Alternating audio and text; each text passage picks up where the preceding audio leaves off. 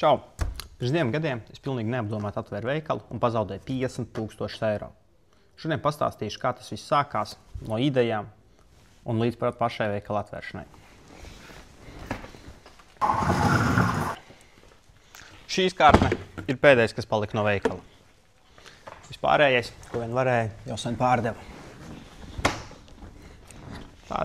Šīs stāsts sākās ar to, ka tirgoja preces dažādos marketplace'os. Bizness gāja labi, uz to brīdi bija jau virs 100 pirkumiem dienā.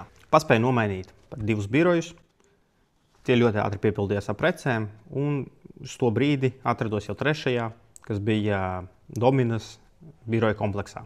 Arī to biroju jau paspēja piebāzt pilnu ar precēm un jau meklēju, kur pārvākties tālāk uz kaut ko lielāku.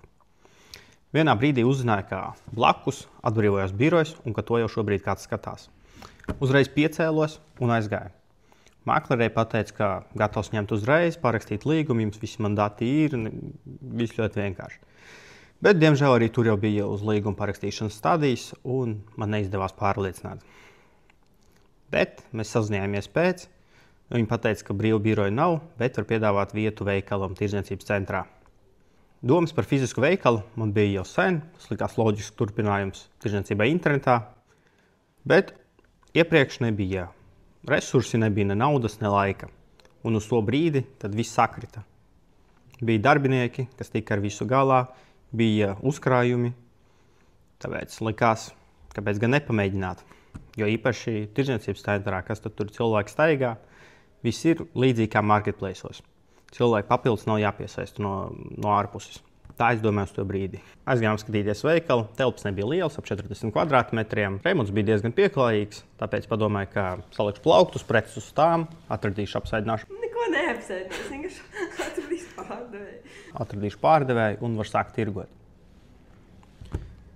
Tā kā iepriekš jau minēju, ka bija virs 100 pirkumiem dienā, preces zināja, ka ir interesantas un klienti ir gatavi par tām maksāt. Līgumu parakstījām uzreiz un vienojamies par mēnesi atvēršanai. Ofisā uzreiz sataisīju plānu, kas tur nepieciešams, plaukti, izkārtne, pārdevējas, kase un visādi sīkumi. Un netērējot laiku, ķeros pie tā visa meklēšanas. Sākumā viss bija vienkārši. Ieliku sludinājumu par darba piedāvājumu, atradu plauktus.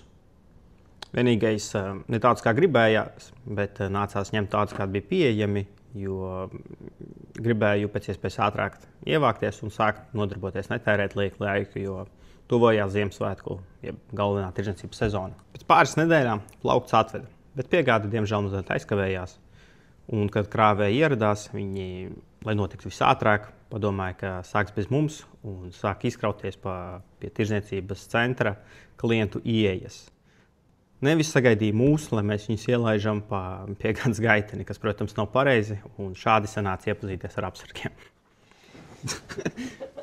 Kopumā atvēršana noritēja diezgan gludi, viss bija laicīgi. No interesantiem atgadījumiem vienīgais vēl bija, kad atbrauca meistars likt līstes. No rīta satikāmies, viņš bija ar rokas zāģi. Es viņu atstāju strādāt, un pēc pāris stundām man viņš zvana, ka apsargi neļauj strādāt. Es situāciju nenoskaidroju līdz galam. Pa ceļam uz veikalu jau zvanīja maklerei, ka neļauj cilvēkam mierīgi strādāt. Bet, ieejot veikalā, pamanīju, ka meistars bija pakaļ aizbraucis elektriskajam zāģim. Izrādījās, ka viņam nesanāca ar to rokas, un viņš aizbrauc pakaļ. Un tad dienas vidū tirdzniecības centrā ļoti trokšņoja ar zāģējot līstes. Šādi iepazinājos jau ar apsardzes vadītāju. Bet, pateicoties tieši tam, ka viņš atbrauca uz elektrisko zāģi, uzzināja, ka kontakti nestrādā un elektrība ir tikai vienā. Steidzami nācās meklēt elektriķus. Elektriķi pateica, ka ir jāpārvelk elektrība pilnībā visā veikalā. Līdz atvēršanai bija nedēļa, bet arī ar to tikām galā, visu paspēja. Grūtākais bija tad izdomāt, ko tur beigās tirgot, jo līdz šim brīdim internetā tirgoja visu pēc kārtas. Bija ļoti vienkārši saliek visu un cilvēki pērk to, ko grib.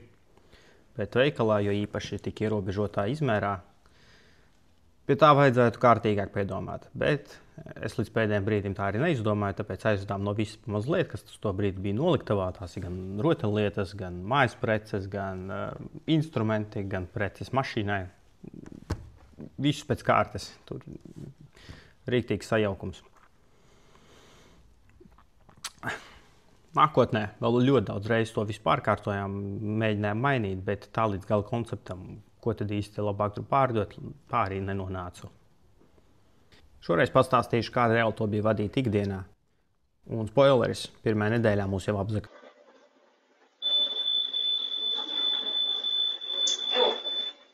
Uz atvēršanu bijām gatavi, kūciņas, baloni, visi darbinieki smaidīgi. Pirmais klients ienāca pirmajās dažās minūtēs, un tā bija arī pirmā pārdošana. Uz to brīdi reāli noticēja, ka šīs varētu aiziet. Veikalā bijām salikuši no vispamazliet, tur bija gan rotaļlietas, gan virtuves preces, gan instrumenti un vēl daudz citas kategorijas. Atskatoties, tā joprojām šķiet lielākā kļūda, ka tik mazā platībā sabāzu tik ļoti dažādas kategorijas, kā to bija darījis internetā. Un tad pēc pāris dienām pirmais zaudējums. Cilvēks vienkārši ienāca, paņēma un aizgāja. Pārdevēja strādāja viena, un kamēr runāja ar klientu, cits ienāca un aiz muguras paņēma un aizgāja prom. Prece nebija dārga, pašizmaksa bija vien pāris eiro, pat nesaucām policiju. Par to, ka zakšanas būs, protams, zināju un ļoti gribēju uzzināt, cik tad ātri tas notiks. Un pienāca laiks meklēt drošības vārtus. Tos man ātri uzlika, izmaksāja dārgi. Uz to brīdi nerēķināju. Likās, ka jātīsta, jāliek nauda. Bet, ja būtu pareiķinājis, saprastu, ka zakšanas bija daudz izdevīgāks nekā likt drošības vārtus, jo īpaši zinot to, ka zakšanas tāpat turpinājās. Neskaitot dažas zakšanas, baigi interesanti gadījumi arī vairs nebija. Ar pārdevējiem paveicās, vadīt veikalu bija vienkārši, bet problēmas bija ar to, kā to attīstīt. Par mārketingu bija aizdomājies jau atvēršanas stadijā, tāpēc laicīgi meklēju profesionāļus. Atradu mārketinga aģentūru, ar kuru gribēju vienoties par reklāmas materiālu izstrādi. Bet tas izrādījās ne tik vienkārši, jo pirms materiāla izstrādes man pateica, ka būs nepieciešams izstrādāt pašu brendu, visas krāsas, stāstu, mērķi un tā tālāk. Ātri vien jau bija pienākusi galvenā pārdošanas sezona, tas ir decembris, bet materiāli tā arī nebija gatavi. Tie joprojām bija tikai izstrādes stadijā. Pirmo reizi tikāmies to aprunāt vēl oktobrī, un materiāls gala rezultātu saņēma tikai februārī.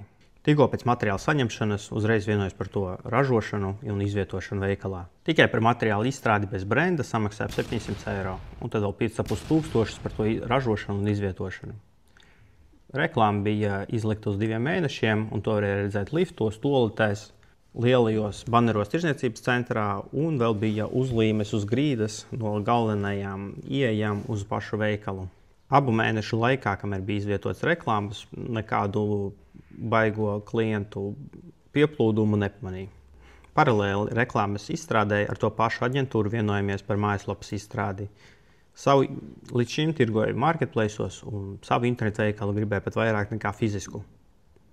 Un tad domāju, ka šis ir īstais brīdis. Par visu vienojamies ātri un man apsolīja pabeigt jau tuvāko 2 mēnešu laikā. Gribēju, lai internetu veikalu pasūtījums varētu izņemt klātienes veikalā un fizisks veikals tirdzniecības centrā. Likās, ka varētu nodrošināt papildus uzticamību jaunam internetu veikalam. Tāpēc to veikalu bija gatavs turēt tikai šīm mērķim.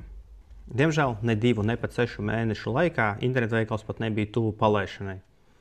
Un pat uz šo brīdi, tas ir gadu pēc veikala aizvēršanas un pusotru gadu izstrādes, internetu veikals joprojām nav pabeigts. Tas kādu laiku darbojās, bet katru nedēļu parādās jaunas problēmas, visu laiku kaut kas plīst. Internetu veikali jau tad sapratu, ka nesagaidīšu, jo neskaitot solījumus zvanos un e-pastos, nekādu reālu attīstību es neredzēju. Tātad turēt fizisku veikalu reklāmai nebija jēgas. Un izvietot reklāmu tirdzniecības centrā bija pēdējais, ko es gribēju pamēģināt, pirms pieņemt lēmumu par aizvēršanu. Uz to brīdi arī pārvedu biroju, bija tāpat tālāk prom no veikala. Idejas, kā to pārvērst par pelnošu, man vairs nebija. Un pieņēmu lēmumu šo naudas zaudēšanu izbeigt. Veikals bija darbojies 8 mēnešus. Izmēģinājis visu, ko varēja iedomāties, bet pārvērst to par pelnošu man tā arī neizdevās. Uz to brīdi es arī biju jau pārvedis biroju, vairs neatrados tik tuvu veikalam, un vēlmes iet tur man nebija nekādas. 8 mēnešu laikā internetu veikals, priekš kura šim te klātienes veikalam bija jābūt kā papildus reklāmai un uzticamībai, joprojām nebija gatavs. Turēt klātienes veikalu es neredzēju vairs pilnīgi nevienu iemeslu. Veikals vienkārši bija tukšs, gan fiziski, gan emocionāli, gan finansiāli. Tā es arī nonācu līdz lēmumam, ka šī naudas zaudēšana ir jāizbeidz. Veikala minimālā uzturēšana mēnesī izmaksāja ap 4000 eiro. Tas ir tikai algas, īre un apdrošināšana. Labākajā mēnesī, tas ir decembrī, apgrozījums bija tikai ap 3000 eiro. No šīs summas nav noņemti ne nodokļi, ne preču izmaksas, nekas. Tas ir zaudējumi, ir bijuši katru pilnīgi mēnesi. Kopā veikalā ietirgojumi 7 mēnešu laikā bija ap 15,000 eiro. Vienu uz veikalu uzturēšanu bija iztērēti ap 35,000. Tas atkal ir tās pašas algas, īre un apdrošināšana. Un arī cits sīkumi kā kases apkalpošana un kancelēs preces. Mārketinga materiāla izstrāde un izvietošana izmaksāja ap 7,000 eiro. Drošības vārti un to uzstādīšana vēl papildus 4,000. Beigās pārdodot visu iespējamo, ir palikusi tikai šī izkārtne. Zaudējums sastādīja ap 50,000 eiro. Tagad vēl mazliet par kļūdām. Pirmā būtiskākā kļūda, manuprāt, bija, ka es neizstrādāju konceptu. Es tā arī līdz galam nesapratu, ko es pats gribu.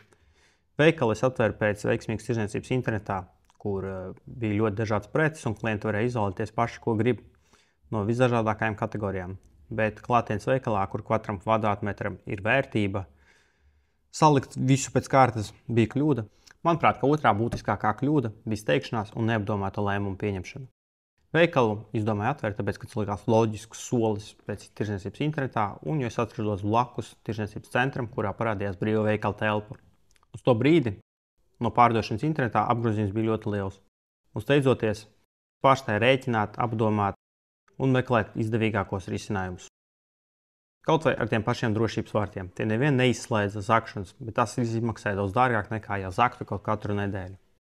Un tad trešā kļūda, kur es jau pierakstīju, ir, ka es domāju, ka veikals strādās pats no sevis un mārketings bez plāna. Pasūtīju reklāmas banerus, tāpēc, ka likās, ka vajag. Vispār bez stratēģijas, izpratnes, nauda ārā, rezultāta nav. Un tad beigās. Vai es nožēloju? Protams, ka nē. Tā bija dārga, bet noteikti ka vērtīga mācība. Es sapratu, ka katrs bizness ir citāds. Kas strādā vienā, var pilnīgi nestrādāt, izgāzties citā. Šī bija mana pieredze. Kā es 22 gados atvēru klātienes veikalu tirdzniecības centrā un pazaudēju 50,000 eiro. Ja šis stāsts palīdzēs kaut vienu no jums neuzkāpt uz tiem pašiem grābekļiem, uz kuriem uzkāpējis, tas noteikti bija tā vērts. Paldies, ka skatījāties visu 3 video. Ja bija kaut cik interesanti, nospied laiku. Un, ja gribi zināt vēl vairāk par uzņēmējdarbības aizkulisēm, pieseko. Nepieļauj manas kļūdas, apdomā 2 reizes vai pat labāk vēl 3 reizes, pirms pieņemt kādus lielus finansiālus lēmumus. Tā.